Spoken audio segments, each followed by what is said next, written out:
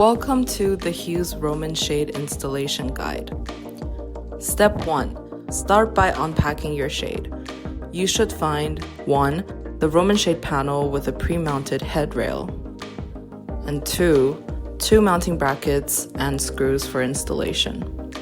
Step 2. Determine the mounting position. Your shade can be mounted inside or outside the window frame.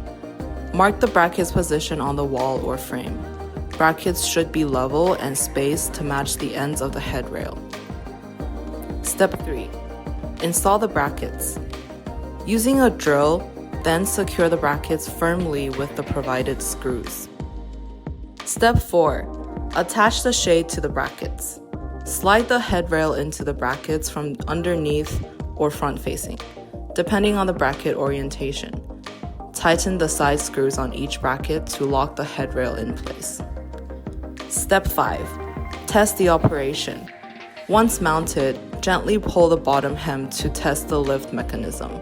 Make sure the shade rises and falls smoothly with a single tug.